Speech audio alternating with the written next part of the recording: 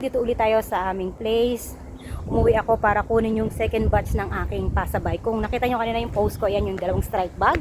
Eto na siya, trolley na lang. Na-deliver na natin siya sa Prince Edward. Tapos yung isang strike bag kinuha ng kaibigan ko. Sobrang dami niya, hindi ko talaga kakayanin isang beses. Kaya eto, balik bahay tayo.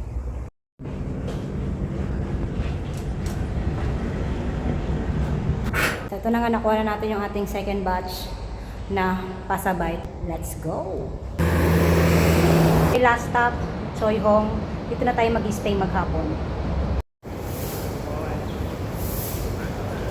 Through Christ our Lord. Amen. Lord, I'm not worthy that I should enter under my roof, but only say the word, and my soul shall be healed.